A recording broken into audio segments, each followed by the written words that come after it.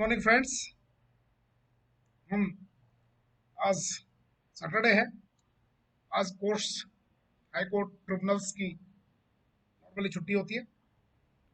High court में केवल जो ऑफिस स्टाफ होता है, फाइलिंग वगैरह का काम जो है वो केवल रहता है। सेशन कोर्ट में हमारा कोई केस आज था नहीं, सो आई एम फ्री। कुछ एक दो केस थे, उनको वीडियो कॉन्फ्रेंसिंग से हमने अटेंड कर लिए। सोचा आपके लिए आज एक वीडियो बनाए। अभी मॉर्निंग में क्या हुआ, हमारे एक मित्र थे, अजीज मित्र। वो हमारे पास में एक कंज्यूमर फोरम का केस डालने के लिए आए थे। इसी क्रम में हमने सोचा कि क्यों न आज आपको कंज्यूमर जो फोरम है उसकी क्यों न जानकारी दी जाए। मित्रों देखिए, हम बड़ी देसी भाषा में बहुत ही सुलझी हुई तरीके से एग्जाम्पल दे करके आपको बताते हैं, उन्हीं के केस का एग्जाम्पल दे करके।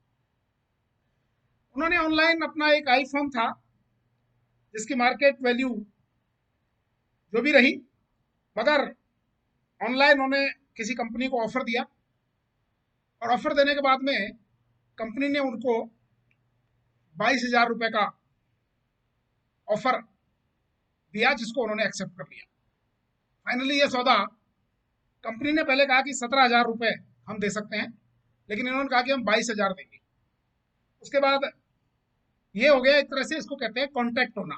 जब आपने किसी को ऑफर दिया और अगले ने ऑफर को एक्सेप्ट कर लिया, तो यहाँ पर जो कॉन्टैक्ट एक्ट है 1872, उसकी जो धाराएं हैं, कॉन्टैक्ट एक्ट की जो कंप्लायंस है, वो यहाँ पर हो जाता है। एक सबसे पहले आपको कॉन्टैक्ट एक्ट को समझना पड़ेगा कि कॉन्टैक्ट क्या है। उन्होंने मोबाइल को बेचने का ऑफर दिया, उन्होंने उस ऑफर को कहा कि हम इसको 22,000 में ले लेंगे। इन्होंने ऑफर को एक्सेप्ट कर लिया। Now your contact is over. अब जब ऑनलाइन ये सारे ट्रांजेक्शन हो गए, तो जो कंपनी का जो रिप्रेजेंटेटिव था ऑनलाइन वाला, वो उसके मोबाइल को लेने के लिए विद मनी उनके घर पहुंचा। घर पहुंचने के बाद में उन्होंने मोबाइल की जो फिजिकल कंडीशन चेक करी, तो उसमें देखा कि मोबाइल उसके हिसाब से, कंपनी के जो रिप्रेजेंटेटिव के हिसाब से, उसमें कुछ जैसा उन्होंने फोटो वगैरह भेजा होगा, उससे थोड़ा सा उसने डिफरेंस पाया उसमें, कि यहाँ कहीं से इसमें कुछ क्रैच है या कुछ स्क्रैचेज है, कहीं से टूटा हुआ है या वट एवर इट बी। तो उसने कहा कि ये 22,000 का के लायक केस नहीं है, हम इसमें आपको 20,000 समथिंग रुपए दे सकते हैं। उस समय जिस आदमी का, जिस ऑफिसर का, ऑफिसर है रेलवे में, उनका जो ये मोबाइल था, वो ऑफर को रिजेक्ट कर सकते थे कि नहीं, आपने सौदा 22,000 में सेट किया था और मैं अब इसमें 20,000 नहीं दे सकता, तो मैं इस ऑफर को रिजेक्ट करता हूँ। वो एक स्टेज थी जिसमें आप ऑफर को बड़े आराम से रिजेक्ट कर सकते थे, क्योंकि भले से कॉन्ट्रैक्ट कॉन्ट्रैक्ट पेपरों पे टर्मिनेशन हो चुका है, क्लियर, मतलब फाइनलाइजेशन हो चुका है कॉन्ट्रैक्ट का, एक तरह से कॉन्ट्रैक्ट आपका मेटरलाइज हो चुका है। लेकिन चूंकि वो 22,000 में लेने के लिए तैयार नहीं है, तो ये जो है टर्म्स, जो कॉन्ट्रैक्ट की जो कंडीशन, टर्म्स एंड कंडीशन थी, उसके अनुसार ये, चूंकि उसके मालिक हैं, फिजिकली मोबाइल उनके पोजीशन में है, तो he could have refuse that, no, आप जो है अपने टर्म्स एंड कंडीशन से मुकर रहे हैं, इसलिए मैं इस ऑफर को रिजेक्ट करता हूँ। अब इन दोनों के बीच में जो सौदा हुआ, जिसे हम कहते हैं आपस में सहमति, एग्रीमेंट, निगोसिएशन कहते हैं उसको, निगोसिएशन, कॉन्ट्रैक्ट एक्ट की भाषा में कहते हैं उसको निगोसिएशन। तो निगोसिएशन में यह बात हुई कि इसको फाइनली 20,000 रुपए में मोबाइल दे दिया जाए। मोबाइल के उन्होंने 20,000 रुपए ले लिए और मोबाइल उनको दे दिया। इसके बाद क्या हुआ कि इन्होंने मार्केट में कहीं रिसर्च करी होगी, आईफोन था, तो किसी ने उस फोन की, आईफोन की जो वैल्यू बताई, वो बताई कम से कम 40,000। अब ये कहते हैं कि 40,000 रुपए का मोबाइल था, हमको वो आदमी चीट करके ले गया और हमसे केवल 20,000 रुपए में वो मोबाइल लेकर के चला गया। अब यहाँ पर सवाल ये उठता है कि वेदर ये जो केस है वो कंज्यूमर फोरम का केस बनता है या नहीं बनता। टेक्निकली ऐसे केसेस कंज्यूमर फोरम के नहीं बन सकते, क्योंकि आपने कॉन्ट्रैक्ट की जो कंडीशंस थी, टर्म्स एंड कंडीशंस के अनुसार ऑफर दिया, ऑफर को एक्सेप्ट किया, फिर आपने निगोसिएशन किया फाइनल स्टेज पर, मोबाइल को हैंडओवर करने से पहले जब आपने निगोसिएशन कर लिया और 20,000 में सौदा सेट हो गया, तो फिर ये नॉर्मली कंज्यूमर फोरम का केस नहीं बनता है, अनटिल अनलेस आप ये प्रूव करते हो कि ये मोबाइल को मेरे से छीन के ले गया, झपट्टे से ले गया, या मेरे बच्चे के पास से ले गया, या मुझे ये मूर्ख बना करके ले गया, पागल बना करके ले गया, या मुझे चीटिंग करके ले गया। तो ऐसा इसमें केस में मुझे नजर नहीं आता, क्योंकि सारी चीजें जो है वो ऑनलाइन ट्रांजेक्शन, पूरी फाइल हमारे पास में भी देखी गई, अभी हम पढ़ रहे हैं इसको। ऑनलाइन ट्रांजेक्शन जो शो कर रहे हैं, वो ये कर रहे हैं कि पहले कॉन्ट्रैक्ट कंप्लीट हुआ, उसके बाद में निगोशिएशन हुआ, और निगोशिएशन के बाद में जो माल था, गुड्स जिसे कहते हैं, गुड्स गुड्स एक्ट लगता है इसमें, गुड्स कॉन्ट्रैक्ट, वो आपने हैंड ओवर कर दिया, पैसे आपने ले लिए, कॉन्ट्रैक्ट इज ओवर। फिर भी हम इसमें रास्ता निकाल रहे हैं कि कहीं किसी प्रकार से इसमें कोई चीटिंग का या कोई फोर्जरी का या इंसेनमेंट कंडीशन इसमें लगती नहीं है, क्योंकि वो ऑफिसर लेवल का आदमी है, ग्रुप ए ऑफिसर है, तो ये भी नहीं लगता है कि वो आदमी पागल था या ऐसा है, ऐसा भी नहीं लगता इसमें। तो हम देखेंगे इसमें केवल एक ही चीज आ रही है कि सौदा जो है 22,000 में हुआ था, और फिर 20,000 में निगोशिएशन पे आकर के कैसे सेट हुआ, तो तब जाकर के थोड़ा बहुत केस बनता है तो बनता है। तो हमारा कहने का मतलब है कि आप जो है ये जो लेक्चर है हम इसीलिए दे रहे हैं कि आप ऐसे कोई सौदा करते हो, हमेशा हम लोग अपने घर में पहले कोई मिक्सी होती है उसको बेचते हैं, सिलाई मशीन जो पड़ी हुई होती है उसको बेचते हैं, पुराने फ्रिज बेचते हैं, पुराने हमारे जो लैपटॉप है उनको भी हम बेचते हैं, मोबाइल्स भी बेचते हैं, इवन यहाँ तक कि कार जो हमारी होती है, स्कूटी है, कार है, स्कूटर है, मोटरसाइकिल है, इन सब का भी हम जो है सौदा इसी प्रकार से आजकल ऑनलाइन करते हैं। तो कृपया करके आप ध्यान रखें कि सारे कॉन्ट्रैक्ट की जो टर्म्स एंड कंडीशंस हैं उसके अकॉर्डिंग आप पहले सब चीजों को देख लें। आप मार्केट में उसकी वैल्यू पहले आप एक जगह नहीं दो दो जगह जाकर के, आजकल तो ऑनलाइन सिस्टम है, कहीं पर भी गूगल में सर्च करिए और अपना फोटो भेजिए, आपके पास में पूरा टर्म्स एंड कंडीशंस आ जाएंगी उसकी, और ये भी आ जाएगा कि वर्तमान में जो आपकी कार है या आपका मोबाइल है या आपका प्रिंटर है उसकी क्या मार्केट वैल्यू है इस समय, उसके सेल एंड परचेज एक्ट के अकॉर्डिंग। तो ये सब चीज देख करके, और फिर फाइनली फिर भी यदि आपको ऐसा लगता है कि गुड्स की डिलीवरी से पहले भी आप फाइनली उसको चेक कर लें, और चेक करने के बाद ही आप जो है सौदा सेट करें, अदरवाइज तो it will be very difficult. यहाँ पर ऐसा लगता है कि आपको चीट कर दिया गया है, तो डेफिनेटली ये जो है कंज्यूमर फोरम का केस बनता है। कंज्यूमर फोरम में वहां होता है जहां पर आपको सेवाएं जो दी जा रही हैं, उपभोक्ता की सेवाएं, जैसे एक एग्जांपल देते हैं, 2 मिनट के लिए एक छोटा सा एग्जांपल देता हूँ, मेरा खुद का एग्जांपल देके मैं बताता हूँ। एक बार क्या हुआ कि मैं कहीं बाहर पोस्टेड था रेलवे में, तो मेरे यहाँ पर जो है मकान का काम चल रहा था, उसमें ठेकेदार जो थे उनको हमने बिजली के बिल का सौदा कुल मिलाकर के और दे रखा था। बिजली वाला जो मीटर वाला रीडिंग करके 2,000 की जगह उसने क्या किया, 21,000 यूनिट नोट करके ले गया, और हमको उसने बिल थमा दिया कितने हजार का, 21,000 का। I was posted outside. ठेकेदार ने मुझे फोन किया, मैंने कहा पेमेंट कर दो, क्योंकि उनकी मशीन वगैरह का काम रुक रहा था।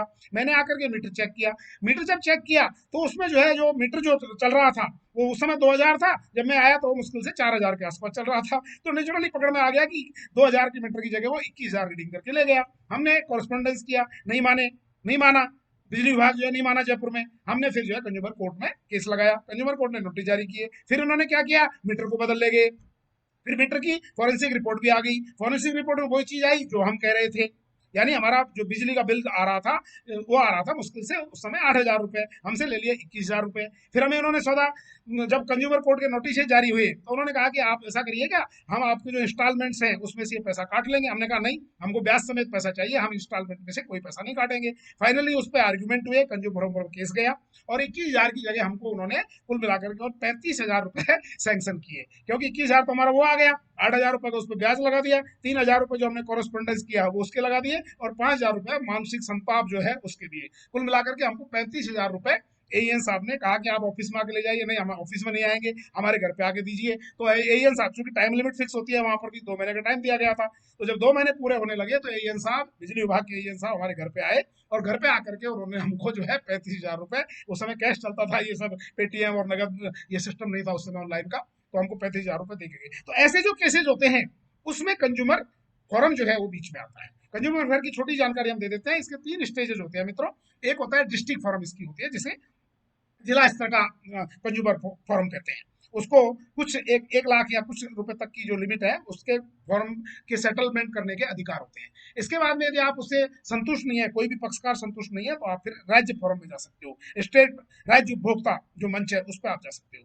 राज्य उपभोक्ता मंच से भी आप संतुष्ट नहीं है, उसको 1 करोड़ रुपए की पावर होती है, और उसके ऊपर के जो केसेज होते हैं बड़े बड़े कंपनीज के वगैरह वगैरह के, फिर वो नेशनल लेवल पर होता है, उसको राष्ट्रीय उपभोक्ता मंच कहते हैं। ये 3 स्तर इस तरह से चलते हैं। इनके जो केसेज होते हैं वो हाई कोर्ट और सुप्रीम कोर्ट इनमें नहीं जाते हैं, ये कंज्यूमर फोरम के केसेज होते हैं। पहले जिला स्तर होता है, फिर राज्य स्तर होता है, और राज्य स्तर के बाद में इसमें नेशनल स्तर होता है। नेशनल स्तर कहाँ होता है, कैपिटल सिटी जो अपनी है वहां पर इसका होता है। आजकल ब्रांचेज ऑफिस जो कई जगह खोलने की संभावनाएं हैं, खुल भी रहे हैं, लेकिन जो इसका मुख्यालय है नेशनल राष्ट्रीय स्तर का जो उपभोक्ता मंच है वो है नई दिल्ली।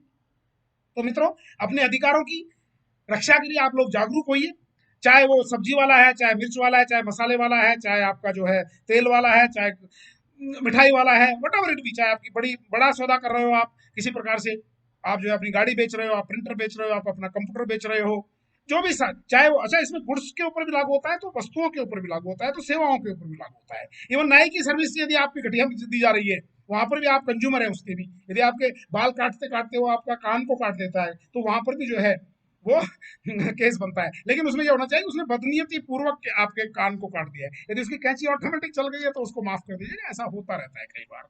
लेकिन कोई जानबूझ करके आपको सेवाएं, उसको कहते हैं सेवा दोष, यदि जानबूझ करके, चाहे वो नाई है, चाहे आपका बैंक है, चाहे आपका पोस्ट ऑफिस है, विदेशों में तो हमने देखा है कि जो है एक 10 10 मिनट के डिले के लिए 1 1 लाख 1 1 करोड़ के मुकदमे हो जाते हैं सेवा दोष के कारण से। हमारे यहाँ पर सिस्टम थोड़ा सा भी बहुत पीछे है हम लोग। तो आप अपने अपने अधिकारों के लिए आप जागरूक होइए। जब तक आप अधिकारों के लिए जागरूक नहीं होंगे, तब तक ये बिजली वाले, रेल विभाग वाले बहुत बदमाशी करते हैं, इसलिए रेल विभाग के ऊपर भी केस ठोकिए, बिजली वालों के ऊपर केस ठोकिए। इवन पुलिस वाले बदमाशी करते हैं, आप वहां पर जाते हो और आपको सेवाएं नहीं देते, आपके एफआईआर तक दर्ज नहीं करते, वहां पर आप एक तरह से कंज्यूमर हैं। तो कंज्यूमर एक्ट के अकॉर्डिंग आप चलिए, कंज्यूमर एक्ट की धाराओं को पढ़िए, हम बीच बीच में जानकारी देते रहेंगे। और आपके साथ अगर किसी प्रकार की, इस प्रकार की कोई बदमाशी हो जाती है बिजली विभाग से, रेल विभाग से, या कोई दुकानदार से, या कोई मॉल है, आजकल तो मॉल में हम लोग सामान लेने के लिए जाते हैं, इस तरह का कोई चीटिंग हो जाती है, कोई कंपनी का शोरूम है वहां कोई चीटिंग हो जाती है, शर्ट आपकी फटी हुई हो जाती है जानबूझ करके, तो ये सारी चीजें जो है वो कंज्यूमर प्रोटेक्शन एक्ट से गवर्न होती हैं। तो आपको कहीं पर भी किसी प्रकार की कोई वाजिब प्रॉब्लम है, वाजिब रूप से आपके साथ में धोखाधड़ी की जाती है, चीटिंग की जाती है आपके साथ में, गलत चीज दे दी जाती है, गलत चाय पाउडर मिला करके दे दिया जाता है आपको लाल रंग का, हम जोधपुर में बहुत पकड़े हैं। इसी प्रकार से आपको कॉफी में कुछ मिला के दे दिया जाता है, मिर्च के साथ पाउडर दे दिया जाता है, बेसन होता है उसके साथ में क्या कर देते हैं, मक्का का आटा डाल देते हैं। तो ये सब चीजें कंज्यूमर एक्ट की बनती हैं। तो इसके लिए क्या करना है, आपको अपने एविडेंसेस जुटाने हैं। जब तक आप एविडेंसेस नहीं जुटाओगे कुछ नहीं होगा। इसलिए आप ऐसे कोई आइटम जो इंपॉर्टेंट आइटम है, मिक्सी है, कोई भी आइटम है, तो बिल लेना ना भूलें, बिल जरूर लें। इवन हम रेलवे विभाग में खाना खाने के लिए जाते हैं तो हमको बिल लेना चाहिए, ताकि कई बार खाने में छिपकली आ जाती है तो हम कंप्लेंट कर सकें, लाइक दैट। तो एक एविडेंस यदि आपके पास में नहीं होगा तो फिर आपका केस नहीं बनता है। बिजली के जो बिल होते हैं उनको संभाल के रखिए अपने घर में, निश्चित रूप से पानी के बिल है उनको संभाल के रखिएगा। ये जो भी चीजें हैं, इंपॉर्टेंट रसीद है आपकी, रिसिप्ट है, मनी रिसिप्ट, सबको संभाल के रखिएगा, तब आपका केस जो है वो वैलिड केस बनता है। इसमें कुछ नहीं होता, बहुत ईजी है। सिंपल एक एप्लीकेशन देनी पड़ती है, एक एफिडेविट देना पड़ता है, उसके बाद में कंज्यूमर फोरम में बड़े आराम से आप भी अपना केस लड़ सकते हो जाकर के, या वकील के जरिए भी आप लड़ सकते हो। यदि किसी को शिकायत है आप हमारे पास आइए, I will fight for you. Thank you very much, have a nice day. और एनटीटी वालों के लिए तो यही है कि 20 सितंबर तक कृपया वेट करें। कुछ एनओसी का एक चिट्ठी आया हुआ है जम्मू कश्मीर से, उसको हम उसकी स्टडी कर रहे हैं, उसके आधार पर आप रिव्यू लगा सकते हैं। Your case is fit for review. Thank you very much, have a nice day, bye bye, see you very soon.